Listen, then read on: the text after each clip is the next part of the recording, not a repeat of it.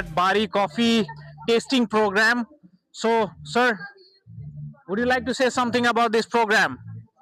Yep. मैले चाहिँ moreover it's like हामी बारी रोस्टरबाट चाहिँ we are doing this flavor profiling जहाँ चाहिँ हामीले डिफ्रेन्ट फ्लेभर्सहरू फ्रम रसुवाको रेड अनियन प्रोसेसदेखि लिएर नुवाकोटको एनारोबिक प्रोसेसदेखि लिएर हाम्रो आफ्नै फार्म डाना बजारको नेचुरल प्रोसेस हामी सबै कस्टमर्सहरूलाई चाहिँ ट्राई गरेर आछौँ र सँगसँगै this program is specially to educate people so that घरमा बसेर पनि you can try different flavours होइन यहाँ हामी बारी कफी क्लबमा पनि you can come over you can try different flavours you can also try machine coffee Okay.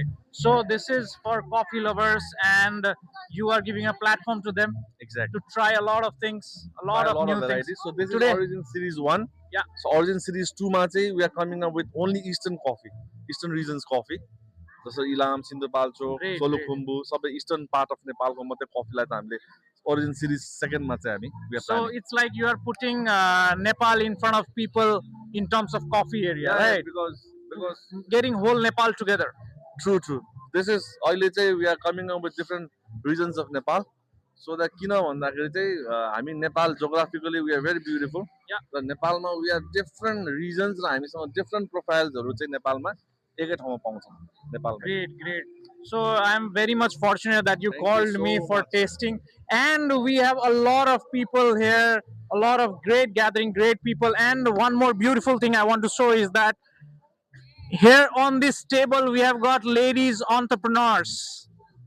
Ladies entrepreneur सबैजना आफ्नो आफ्नो उद्यम खोल्नु भएको छ धेरै राम्रो मान्छेहरू होइन यो वुमेन इम्पावरमेन्टको वुमेन इम्पावरिङ टेबल भनौँ यसलाई होइन आज कफीको कार्यक्रममा धेरै मान्छेहरू हामीसँग यहाँ आइपुग्नु भएको छ उहाँ मेरो 16 वर्ष अगाडिको म्याम होइन हामीलाई क्लासमा 8 क्लास 9 क्लासमा हुँदा पढाएको म्याम हजुरको नाम चाहिँ अनुराधा थापाजी म्याम जी होइन जी नभनौँ म्याम हजुरको नाम विमला राई हो विमला राई हजुरको नाम मेरो नाम मन्जु थापा स्पेसल किन भन्दाखेरि आज उहाँले कफी टेस्टिङ प्रोग्राममा पनि धेरै कुराहरू लगाउनु भएको छ बेसार तपाईँको पिठो गुन्द्रुक अनि धेरै सुकेको प्रडक्टहरू छ हामी पनि आज कोसेली फुड अचार मसेउरा र कुराहरूमा डिल गर्छौँ त्यसको चाहिँ मेरो मम्मी चाहिँ प्रोड्युसर भनौँ न यो कोसेली फिल्मको प्रोड्युसर चाहिँ मेरो मम्मी हो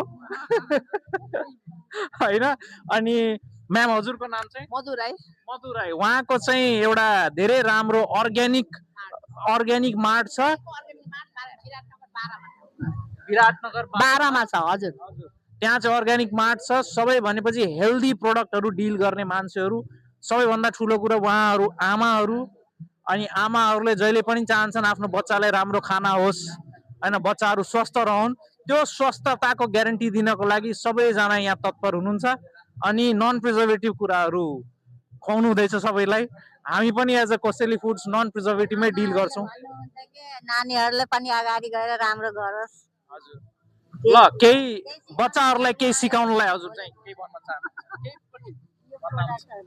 म त एउटा आर्ट फिल्डमा काम गर्छु होइन त्यसै गरी यो पनि मेरो विद्यार्थी पनि आज भेट भयो धेरै खुसी लागिरहेछ अब मसँग मैले पढाएको धेरै केटाकेटीहरू विभिन्न क्षेत्रमा काम गरेर राम्रो गरिरहेछन् त्यही हामीलाई सबभन्दा धेरै ठुलो खुसीको कुरा त्यही हो सो आज म भगवानलाई धेरै धन्यवाद दिन चाहन्छु कि हजुरहरूसँग मलाई भेट भयो सबैलाई अब त्यहाँ चाहिँ अब उता चाहिँ जाउँ हाम्रो धेरै पुरानो त नभनौँ एउटा साथी नै भनौँ म्याम वुमेन अन्टरप्रेनरको लिस्टमा उहाँको पनि नाम एकदमै टपमा छ उहाँको पनि प्रोडक्ट गोबर रिलेटेड प्रोडक्ट छ हजुर म्याम फेरि पनि भेट भइरहेछ खुसी लागिरहेछ भेट हुन पाउँदा हैन हामी डिफ्रेन्ट प्लेटफर्ममा जहिले भेटेर आउँछौँ कहिले विराट एक्सपो कहिले यस्तो कफी टेस्टिङ प्रोग्राम अब कहिले अब अरू ठाउँमा कहिले हुने हो फेरि भेट लकले भेटेको छ चान्स छ त्यही भएर भेटिरहेछ कनेक्सन छ केही न केही God wants us to meet every exactly. time.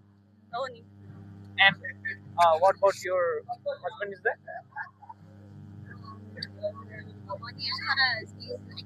Great.